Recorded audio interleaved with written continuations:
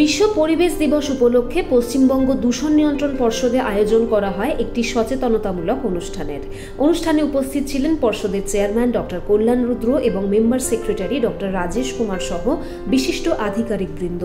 আগামী প্রজন্মের হাত ধরে যাতে এই পৃথিবীর ভবিষ্যৎ সুস্থ ও সুন্দর হয়ে ওঠে তার জন্য রাজ্যের বিভিন্ন স্কুল কলেজের শিক্ষক শিক্ষিকারাও এই অনুষ্ঠানে অংশগ্রহণ করেছিলেন। পরিবেশ দিবসের এবছরের থিমের গুরুত্ব এবং কি পদক্ষেপ গ্রহণ করলে আগামী দিনে আমরা একটি সুরক্ষিত পরিবেশ তৈরি করতে পারবো সেই বিষয়ে পর্ষদের মাননীয় চেয়ারম্যান গবেষণামূলক বেশ কিছু তথ্য তুলে ধরেন। আমরা যে গৃহস্থলীতে এবং নানান জায়গায় যে বর্জ্যগুলো তৈরি করি সেটাকে কিভাবে সম্পদে রূপান্তরিত, আরেকটা হচ্ছে এয়ার কোয়ালিটি ম্যানেজমেন্ট।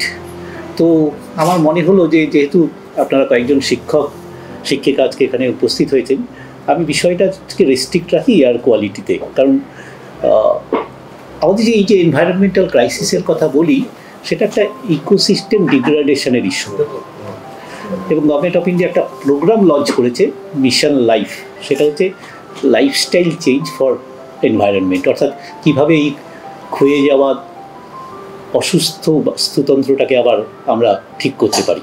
গত 5 বছরেই কলকাতার মিন অ্যানুয়াল টেম্পারেচার 2.5 ডিগ্রি সেন্টিগ্রেড বেড়েছে।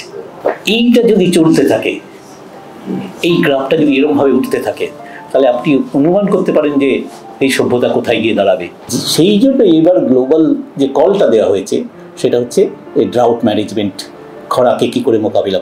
আর যেটা স্যার বললেন সেটা ল্যান্ডের মধ্যে আমরা যেসব ইনগ্রেডিয়েন্টগুলো ক্রমাগত ঢুকিয়েছি তাতে তার ন্যাচারাল কোয়ালিটি যেভাবে নষ্ট হয়েছে, এবং বছরে 5,000 টন করে টপ সয়েল রিমুভাল হচ্ছে, 5,000 টন।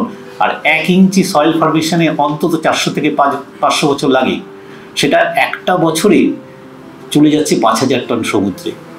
ফলে এই একটা অ্যালার্মিং সিচুয়েশনের মধ্যে আমরা বাস করছি। এবং এবছরের থিমটিকে সফল করে তুলতে পর্ষদ ইতিমধ্যেই কি ব্যবস্থা গ্রহণ করেছে বা আগামী দিনে করতে চলেছে সেই বিষয়ে আলোকপাত করেন পর্ষদের মাননীয় মেম্বার সেক্রেটারি মহাশয়। আমাদের এখানে 250 মতো sensor based air quality monitoring station, 150 মতো ম্যানুয়াল মনিটরিং স্টেশন এবং 22টা continuous ambient air quality monitoring station ওটা লাগানো হয়েছে। ইনিশিয়ালি সিপিসিবি ডাইরেকশনে এখানে 10টা মেশিন বসানো হয়েছিল অ্যাম্বিয়েন্ট নয়েজকে মনিটর করার জন্য কলকাতার বুকে, কিন্তু তারপরে আমরা দেখলাম কিন্তু পুরো পশ্চিমবঙ্গেই তো এটা দেখার প্রয়োজন আছে।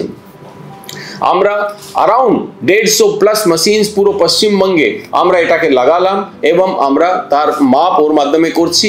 প্রত্যেক জায়গায় ডিসপ্লে বোর্ড লাগানো হয়েছে। গভর্নমেন্টের অর্গানাইজেশনস আছে যেমন পুলিশ, তাদেরকে সাউন্ড লেভেল মিটার দিলাম কি ওরা যখন কোনো কমপ্লেন্ট আসে তাহলে কিভাবে মাপবে কি ওখানে পলিউশন সাউন্ড দূষণ এটা বেশি আছে, তো ওটার জন্য ওদেরকে সাউন্ড লেভেল মিটার দিলাম।